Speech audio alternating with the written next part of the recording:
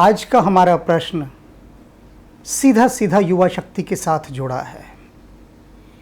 किसी भी राष्ट्र के लिए उसकी युवा शक्ति एक बहुत सुदृढ़ आधार स्तंभ है। यदि यह स्तंभ ढह गया तो फिर देश बहुत दयनीय दशा में चला जाता है। और हमारी युवा पीढ़ी जिस प्रकार से नशे की ओर अग्रसर हो रही है, उस पर यह प्रश्न है। और प्रश्न करने वाले हैं फिल्म डायरेक्टर श्री श्याम प्रसाद, जिनका पूरा का पूरा काम युवाओं से, बच्चों से, बूढ़ों से, हर प्रकार के व्यक्ति के साथ जुड़ा है। उनके मन में प्रश्न इतनी तीव्रता से यह उठा कि उन्होंने मुझसे विशेष निवेदन किया कि आप इस प्रश्न को तत्काल उठाइए। तो उनका प्रश्न हम सबसे पहले उन्हीं के स्वर में सुनते हैं। Hello friends, this is Shyam Prasad, director of shoots and shoots photography and film academy, जो कि जंगपुरा में स्थित है। यहाँ पर हम अपने स्टूडेंट्स को समय समय पर नई नई टेक्निक्स और टेक्नोलॉजी के बारे में बताते रहते हैं और उन्हें फ़ोटोग्राफी के नए नए आयाम से रूबरू कराते रहते हैं। पिछले कुछ दिनों से मेरे जहन में एक सवाल चल रहा है कि आज का जो युवा है वो नशे की लत की तरफ जा रहा है और उसका समाधान क्या हो सकता है, किस तरह से किया जा सकता है। तो मैं चाहूँगा कि स्वामी ईशान महेश जी इस पर प्रकाश डालें और इस पर आध्यात्मिक रूप से क्या किया जा सकता है उसके लिए उनका मार्गदर्शन करें और सांसारिक रूप से क्या किया जा सकता है उस पर अपना विचार प्रकट करें और दिशा निर्देश दें, ताकि ये जो युवा पीढ़ी है वो एक सही डायरेक्शन में अपना अस्तित्व बनाए और अपना मार्गदर्शन करे। श्याम जी, आपने दो पहलुओं से इस समस्या का निदान मांगा है। पहला, आपने कहा है कि आध्यात्मिक दृष्टि से मैं इस समस्या का समाधान बताऊं कि कैसे नशे की लत से युवा दूर रह सकता है, आध्यात्मिक समाधान, और फिर सांसारिक भी बताऊं। तो ये आपका प्रश्न बहुत दूरदर्शी दृष्टि लिए हुए है, क्योंकि जब तक दोनों पहलुओं से काम नहीं होगा तब तक समस्या का निदान भी नहीं होगा। तो सबसे पहले मैं आध्यात्मिक दृष्टिकोण उठाता हूँ। वह उपाय कि जिसे अपनाने के बाद यह नशे की समस्या हो ही नहीं सकती। और उसके लिए मैंने अपने एक शिष्य को बुलवाया है विशेष रूप से। तो पहले उसके और मेरे बीच हुई बातचीत का यह अंश देख लीजिए, फिर हम अपने मुद्दे पर आते हैं। आज मैंने अपने एक शिष्य चर्चित जैन को विशेष रूप से बुलवाया है। चर्चित जैन 20 साल पहले मेरे पास आया था, क्योंकि इनके पिता मेरे मित्र हैं और उनका प्रिंटिंग प्रेस का काम। तो मुझे कुछ प्रिंट करवाना था। तो चर्चित के पिता ने चर्चित को भेजा कि जाओ ये सैंपल दिखा आओ। तो ये जिस दिन मुझे सैंपल दिखाने आया था, उसके बाद इसके पिता कभी नहीं आए। फिर हमेशा यही आया। इसने कहा मैं ही जाया करूँगा गुरुदेव के पास, और इसका भाव है मेरे प्रति, और इसके कारण ये आता रहा। तो इसके साथ मेरा कुछ संवाद हुआ था। शुरू में मैंने एक इसकी परीक्षा ली थी, उसके बारे में भी मैं आपको बताऊंगा। लेकिन सबसे पहले चर्चित अपना परिचय देगा और उसके बाद हम बात को आगे बढ़ाएंगे। मैं पहले वो परीक्षा बता दूं छोटी सी क्या थी। मैंने इससे कहा, चर्चित से, कि तुम नॉनवेज खा सकते हो? तो उसने कहा कि मैं नहीं खाता। मैंने कहा अगर मैं तुम्हें 10,000 रुपये दूँ तो? इसने कहा मैं नहीं खाऊंगा। ये 20 साल पहले की बात बता रहा हूँ। फिर मैंने कहा अगर 1 लाख दूँ? इसने कहा चाहे 1 करोड़ दो, मैं नहीं खाऊंगा। मैंने कहा ठीक है, 2 करोड़ में तो खा लोगे।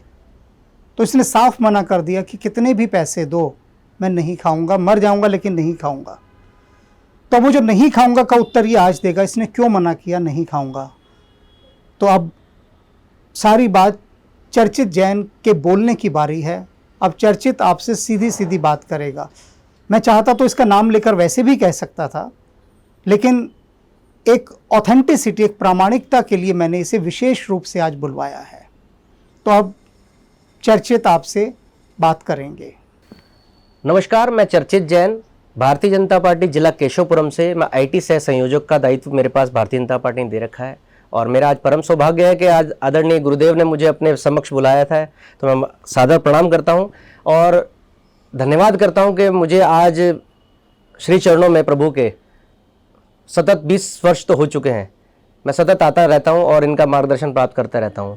आज इन्होंने मुझे शायद इसी कार्य के लिए बुलाया था कि एक आवश्यक कार्य है, आपने आना है। तो मैंने अपने कई महत्वपूर्ण कार्य छोड़कर गुरुदेव के चरणों में आना स्वीकार किया और मुझे अच्छा लगता है इनके चरणों में आना हमें सदैव। और गुरुदेव ने मुझसे एक प्रश्न किया और उस प्रश्न के बारे में मुझे पहले तो बड़ा अचंभा हुआ कि गुरुदेव मुझसे आप ये प्रश्न आज से 20 वर्ष पहले भी किया था और आज दोबारा कर रहे हैं, ऐसा क्या कारण आ चुका है। तो मैं पुनः उसी शब्द का, उसी प्रश्न का उत्तर देना चाहता हूँ। गुरुदेव ने कहा कि आप जैन कुल में जन्म लिया है, क्या मैं आपको मांसाहार करने के लिए कहूँ तो आप क्या 1 लाख रुपए लेंगे? तो मैंने कहा गुरुदेव बिल्कुल नहीं। तो उन्होंने कहा क्या 2 लाख लेंगे? मैंने कहा बिल्कुल नहीं गुरुदेव।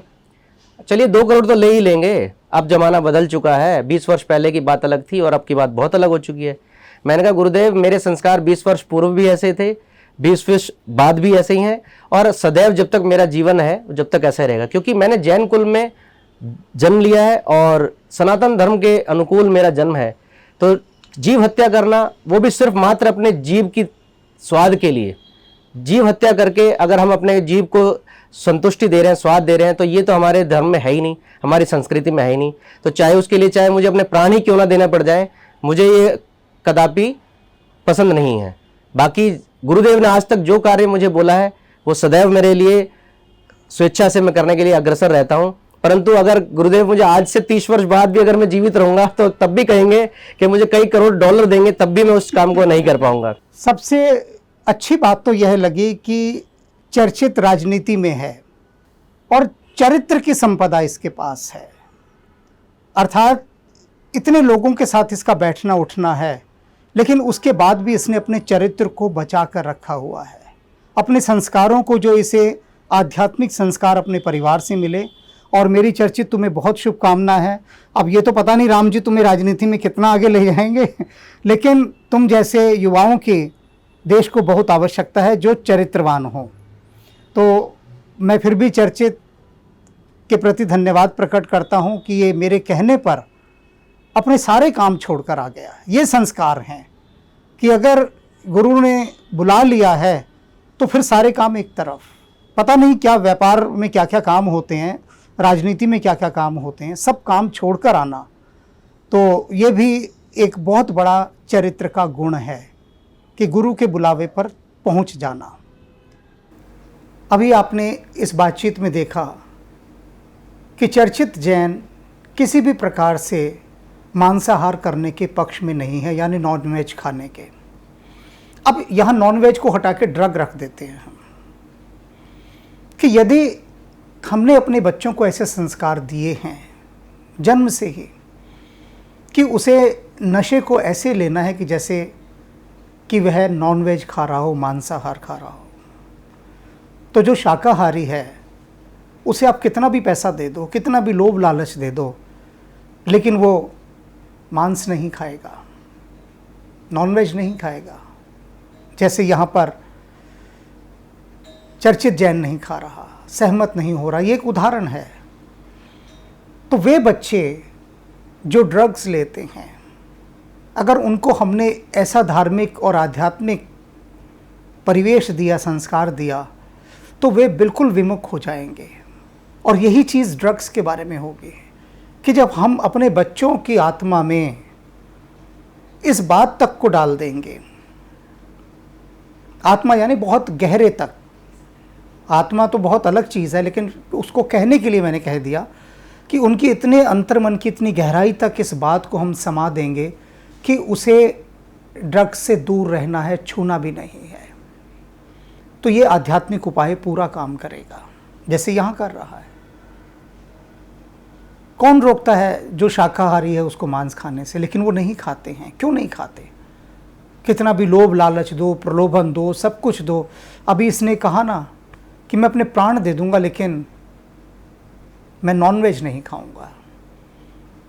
तो यदि ऐसी धार्मिक ट्रेनिंग हम अपने बच्चों को दे सकें, आध्यात्मिक ट्रेनिंग, कि जिसमें वो कह दे चाहे कुछ भी हो जाए मैं ड्रग्स लूँगा ही नहीं, इतना परहेज़, इतना विमुख हो जाए वो, तो ये सबसे बड़ा आध्यात्मिक कारण है कि जन्म से ही बच्चों को हम ऐसे संस्कार समय समय पर दें।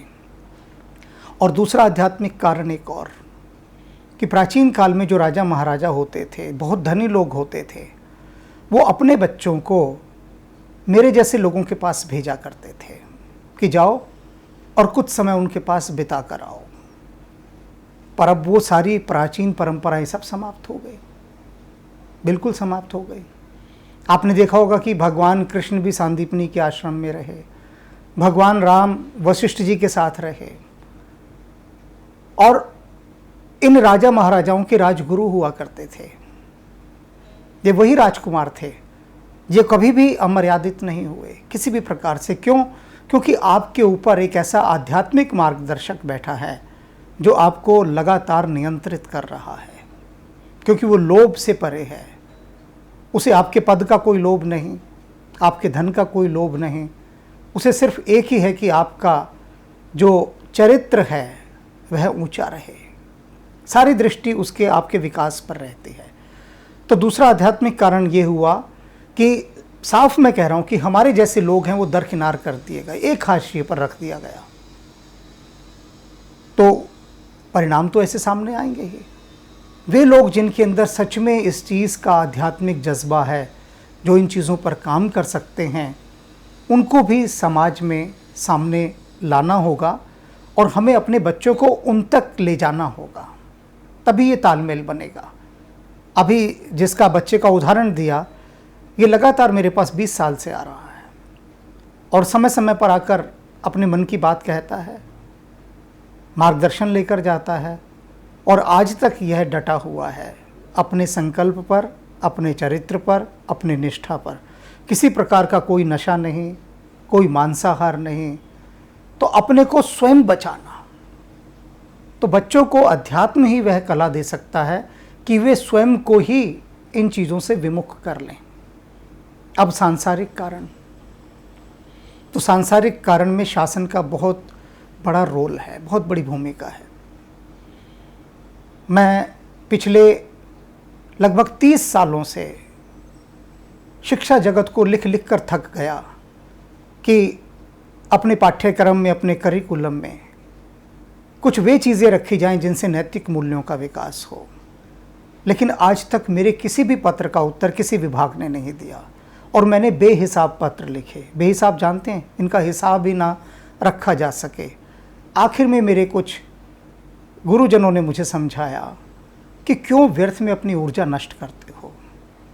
तुम जिन सरकारी विभागों में पत्र लिखते हो, तुम क्या समझते हो तुम्हारे पत्र पढ़े जाएंगे? कूड़े की टोकरी में वो सारे पत्र गए तुम्हारे। तो अपनी ऊर्जा को राम के काम में लगाओ। कोई तुम्हारी बात नहीं सुनने वाला, तो तुम वो उस दिशा में प्रयास मत करो। आज तक किसी ने आकर मुझसे ये नहीं पूछा कि आपने जो कहा था कि शिक्षा जगत में विद्यार्थियों के लिए नैतिक मूल्यों से संबंधित कुछ नया करिकुलम तैयार करना है, तो आप हमें बताइए वह कैसे होगा। किसी को फुर्सत ही नहीं, किसी को भी। तो कैसे बात बनेगी? ये सांसारिक पक्ष है। और एक और सांसारिक पक्ष, अक्सर मैं शाम के समय जब निकलता हूँ शहर पर, तो देखता हूँ कि जितने कोचिंग सेंटर बने हुए हैं, उन कोचिंग सेंटरों की जब छुट्टी होती है तो सब युवा नीचे उतरते हैं, और हर कोचिंग सेंटर के नीचे पान बीड़ी की दुकान है। पान बीड़ी तंबाकू ये सारी चीज़ें, और वहाँ पर लड़के और लड़कियाँ सब झुंड बनाकर सिगरेट पी रहे होते हैं। तो ये जो बहुत बड़ा नैतिक पतन हुआ, कहा गया कि धूम्रपान का सार्वजनिक रूप से निषेध है, यानी पब्लिक प्लेस पर कोई भी स्मोकिंग नहीं करेगा। खुलेआम आप देख लीजिए, शॉपिंग कॉम्प्लेक्स जितने बने हुए हैं वहाँ पान बीड़ी की दुकानें हैं, खूब लोग वहाँ पर खड़े हैं, खूब पान सिगरेट खूब पी रहे हैं, खूब धुआं उड़ रहा है वहाँ पर। तो ये शुरुआत है नशे की, सिगरेट से। पूरा कॉरिडोर शॉपिंग कॉम्प्लेक्स का सिगरेट के धुएं से भरा होता है, सारा का सारा। तो उन विद्यार्थियों को जो कोचिंग सेंटर में पढ़ने गए हैं, झुंड के झुंड बनाकर वहाँ खड़े सिगरेट पी रहे हैं, कौन रोकेगा इन्हें, कौन समझाएगा इन्हें? इस तरह से सार्वजनिक रूप से धूम्रपान चल रहा है। तो ये कायदा है, क ख ग है, अल्फ़ाबेट है धूम्रपान, बड़े नशों का। तो ये दो पहलू हैं सांसारिक, कि हमें विद्यार्थी जीवन से जो पाठ्यक्रम है उसके अंदर भी ऐसा सिलेबस रखना होगा कि जो बच्चों के अंदर वहीं से संस्कार पैदा करे कि हमें नशे से दूर रहना है। ऐसा तो कोई सिलेबस है ही नहीं कहीं पर भी, और ना मुझसे किसी ने पूछा आकर, और ना कोई पूछेगा ही भविष्य में, क्योंकि किसी को किसी की यहाँ फिक्र ही कहाँ है। बस यही सब चीज़ें हैं। तो ऐसे में हम अपने दायित्व को निभा सकते हैं बतौर अभिभावक, मार्गदर्शक, कि जन्म से ही अपने बच्चों को इस ओर प्रेरित करें, संस्कारित करें कि वे नशे से दूर रहें। और अभी भी इन विषयों पर बातचीत होनी चाहिए परिवार में बैठकर बच्चों के साथ।